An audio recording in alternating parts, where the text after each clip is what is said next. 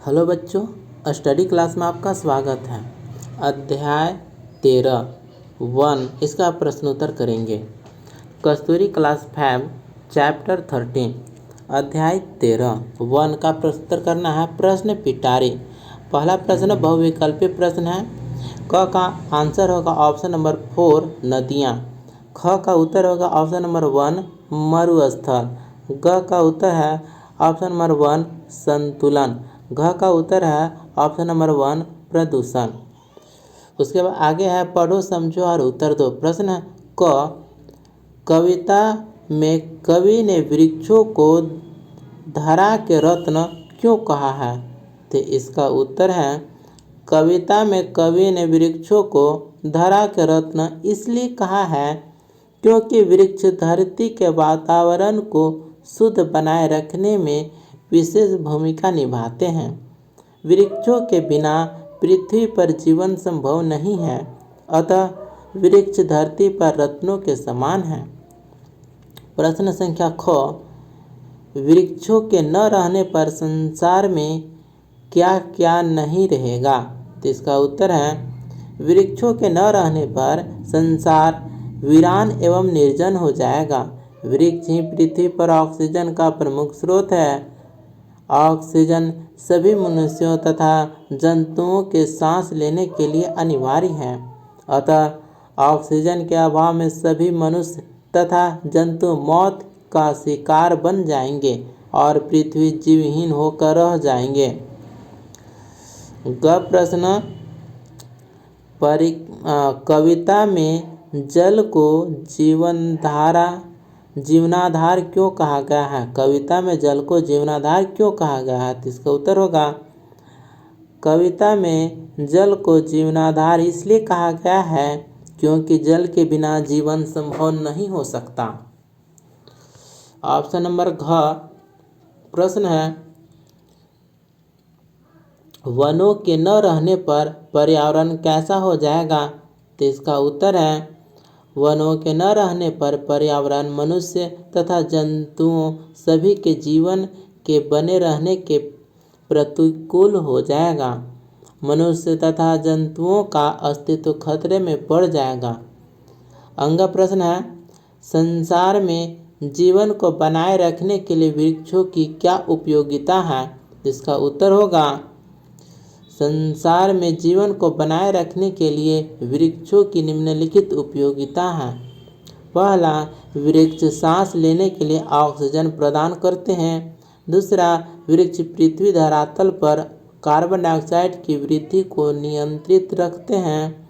तीसरा, वृक्ष वर्षा लाने में सहायक है। चौथा, वृक्षों से भोजन तथा औषधियाँ प्राप्त होते हैं। तो इसके आगे हम देखिए समझ की बात। इसमें क प्रश्न है घनघोर घन का क्या अर्थ है? तो इसका उत्तर होगा घनघोर घन का अर्थ है गहरे काले बादल या घटाएं।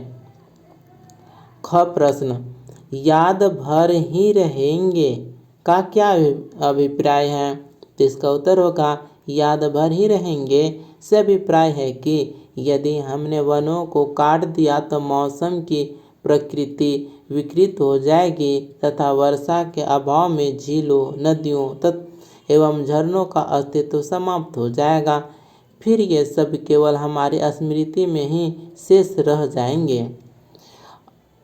ग प्रश्न है क्षुब्ध पर्यावरण का क्या अर्थ है? तो इसका उत्तर होगा क्षुब्ध पर्यावरण का अर्थ है जीवन प्रदान करने वाले पर्यावरण के स्थान पर जीवन को लीलने वाला पर्यावरण, ठीक, अर्थात जीवन को खतरे में डालने वाला विकृत पर्यावरण।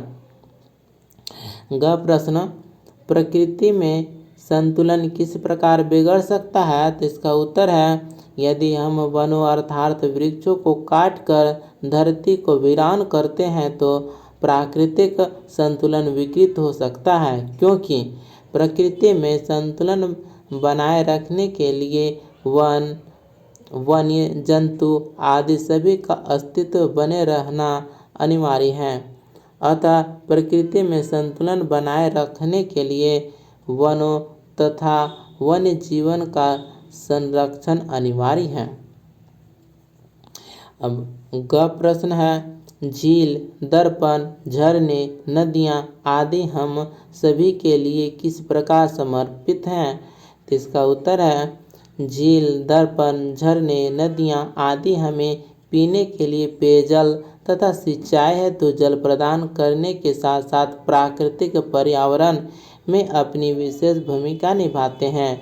अतः हम कह सकते हैं कि ये सब मानव तथा अन्य जंतु जगत के प्रति पूर्णतः समर्पित हैं। अंगा प्रश्न, कविता के अंतिम पद्यांश का भावार्थ लिखिए। तो इसका उत्तर होगा, कविता के अंतिम पद्यांश का भावार्थ है, यदि वनों की कटाई की गई तो पृथ्वी पर प्रदूषण फैल जाएगा। वर्षा के न होने के कारण हर ओर सूखे की स्थिति पनप जाएगी। जल के अभाव में खेतों में खड़ी फसलें सूख जाएगी। रोग अथवा बीमारियां फैलेगी और जिंदगी मौत का रूप ले लेगी।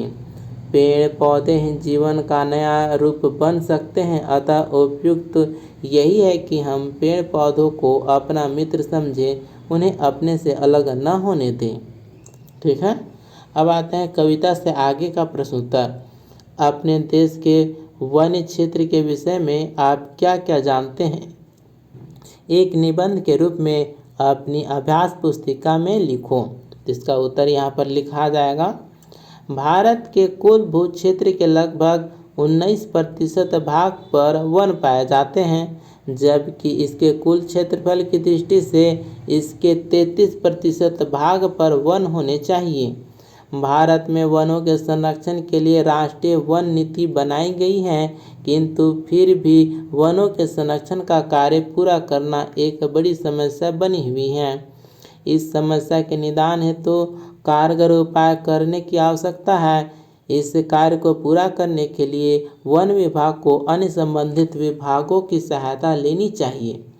लोगों को वन संरक्षण में भाग लेना चाहिए। सबको वन महोत्सव में भाग लेना चाहिए तथा खाली पड़ी भूमियों पर अधिकाधिक वृक्ष लगाने चाहिए। हमें वृक्षों के महत्व के बारे में समाज को जागृत करना चाहिए। देश में वृक्षारोपण कार्यक्रम बनाने चाहिए। अतः हम कह सकते हैं कि भारत में वन तथा वन्य जीवन समृद्ध मात्रा में विद्यमान है, किंतु बढ़ती जनसंख्या तथा औद्योगिकरण की वजह से इसके अस्तित्व पर गहरा खतरा मंडरा गया है। यदि हम ऊपर वर्णित उपायों को अपनाएं तो वनों तथा वन्य जीवन को सुरक्षित अथवा संरक्षित किया जा सकता है।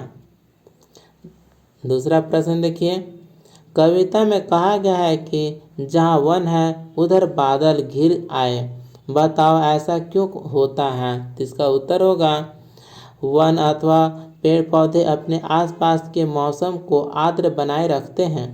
अतः इसी आर्द्रता के कारण बादल वनों के आसपास गंभीरता से छाते हैं तथा भारी वर्षा करते हैं। तीसरा प्रश्न, वनों की तरह और कौन कौन सी चीज़ें हैं जो जीवन का आधार है? तो इसका उत्तर होगा, वनों की तरह मृदा अर्थात मिट्टी, जल, सूर्य का प्रकाश तथा वायु भी जीवन का आधार है। इसके आगे हम भाषा ज्ञान के बारे में चर्चा करेंगे। भाषा ज्ञान व्याकरण संबंधित है। पहला प्रश्न है, दिए गए शब्दों के साथ उनके पर्यायवाची दिए गए हैं, उस शब्द पर सही चिन्ह का निशान लगाओ जो उस शब्द का पर्यायवाची नहीं है। ठीक है, जो पर्यायवाची नहीं है उस पर सही निशान लगाना है।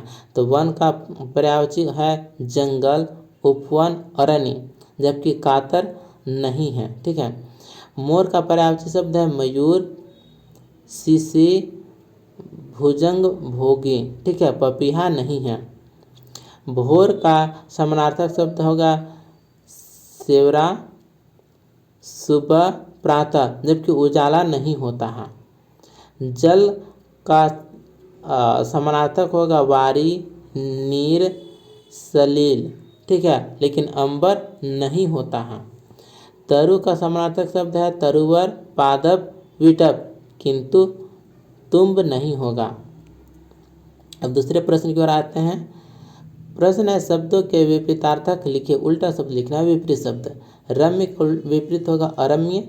संतुलन का विपरीत शब्द है असंतुलन। उत्तम का विपरीत शब्द है निम्न। क्रुद्ध का विपरीत शब्द है शांत। सूखा का विपरीत शब्द है आर्द्र। जीवन का विपरीत शब्द है मरण। अब तीसरा प्रश्न की ओर आते हैं। प्रश्न है कविता में से अनुप्रास अलंकार के कुछ उदाहरण खोजकर लिखो। तो पहला है झील का, दर्पण से ये झरने, ये नदियों का तन। ठीक है। दूसरा है वृक्ष कटने न दो, वन कटने न दो। ठीक है। यह है अनुप्रास अलंकार। अब चौथे प्रश्न की ओर आते हैं। प्रश्न है कविता में आय, संज्ञा, सर्वनाम, क्रिया और विशेषण शब्द छांटिए। यहाँ पर संज्ञा के अंतर्गत आएगा छत, वन, मरुस्थल, बादल। सर्वनाम के अंतर्गत आएगा ये, जो, तुम, वे। और क्रिया के अंतर्गत आएगा उजड़ना, बिखरना, तड़पना, बिगड़ना।